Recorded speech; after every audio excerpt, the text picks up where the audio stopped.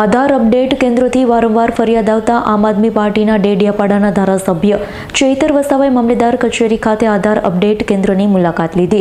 ધારાસભ્યએ અધિકારીઓને ઉધડો લીધો હતો અને 2 દિવસમાં સમસ્યાનો અંત નહીં આવે મામલેદાર કચેરીને તાળા મારવાની ચીમકી આપી હતી।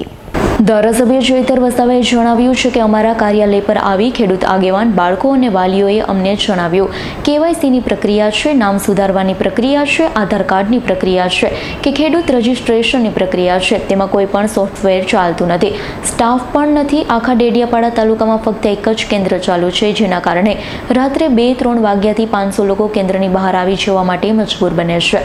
કેટલાક લોકો તો 3-4 દિવસથી અહીંયા આંટા મારે છે, તેમ છતાં પણ તેમના કામ થયા નથી, જેના કારણે લોકો થાકી ગયા છે, ખૂબ જ ત્રાહિમામ પોકારી ચૂક્યા। અમે સરકારને કહેવા માંગીએ છીએ કે તમે આધાર કાર્ડ, ખેડૂત રજિસ્ટ્રેશન અને કેવાયસી જેવા જે પણ કામ શરૂ કરો છો તે કામ શરૂ કર્યા પહેલા સરકાર પૂરતા સાધનોની અને સ્ટાફની જોગવાઈ કરે, ત્યારબાદ પ્રક્રિયાની જાહેરાત કરે, પરંતુ આવી કોઈ વ્યવસ્થા હોતી નથી, જેના કારણે હવે અમારા લોકો ધક્કા ખાઈ થાકી ગયા। કોઈ વ્યવસ્થા વગર કામ શરૂ કરી સરકાર શું સાબિત કરવા માંગે છે? અમારા લોકો 2 વર્ષ સુધી નોટબંધીની લાઇનમાં ઊભા રહ્યા, કોરોનામાં સોશિયલ ડિસ્ટન્સમાં 2 વર્ષ નીકળી ગયા અને આજે અનાજ વિતરણમાં અડધા લોકો રહી જાય છે। આવી અનેક સમસ્યા છે। જો સરકાર તાત્કાલિક આમાં કોઈ નિર્ણય નહીં લે તો અમારે મજબૂરીવશ મામલેદાર ઓફિસ અને પ્રાંત ઓફિસને તાળા મારવા પડશે।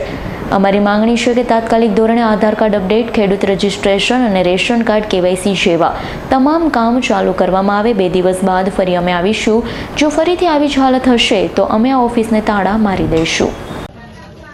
અમારા કાર્યાલય પર અહીંના ખેડૂત આગેવાનો, બાળકો અને વાલીઓ હમણાં આવ્યા અને એમણે કીધું કે જે કેવાયસીની પ્રક્રિયા છે, આધાર કાર્ડ અપડેટની પ્રક્રિયા છે, નામ સુધારવાની પ્રક્રિયા છે અને ખેડૂત રજિસ્ટરની પ્રક્રિયા છે, અહીંયા કોઈ પણ સોફ્ટવેર ચાલતું નથી, નથી ઓપરેટરો કે નથી કંઈ, માત્ર ડેડિયાપાડા તાલુકા ખાતે એક કેન્દ્ર ચાલે છે અને અહીંયા 500 લોકો 2-3 વાગ્યાના આવીને અહીંયા રાત્રિ રોકાણ કરે છે। કેટલાક લોકો 4-4, 3-3 દિવસના અહીંયા આટા મારે છે।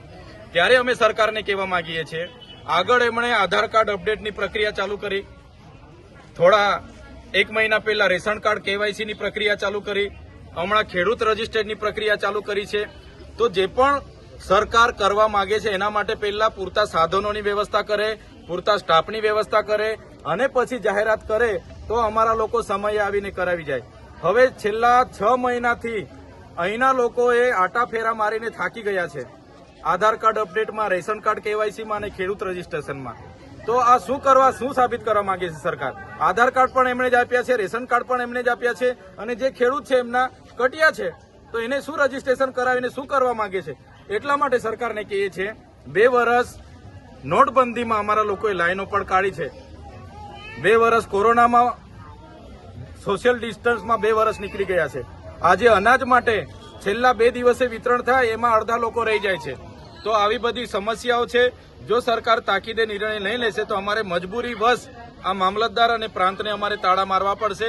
એટલે જેમ બને તેમ વધારે કેન્દ્રો અહીંયા સગવડ કરે, પ્રાંત અધિકારી અને મામલતદાર શ્રી, કલેક્ટર શ્રી અને લોકોના આધાર કાર્ડ અપડેટ, નામ સુધારવાના હોય, કેવાયસી કરવાના હોય કે રેશન કાર્ડ કેવાયસી કરવાના હોય કે ખેડૂત રજીસ્ટ્રેશન કરવાના હોય એ અહીંયા તાત્કાલિક ધોરણે કરે એવી માંગ કરીએ છીએ।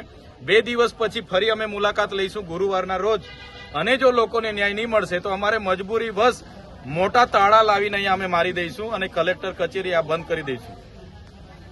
દીપક જગતાપનો રિપોર્ટ, S9 ન્યૂઝ, રાજપીપળા।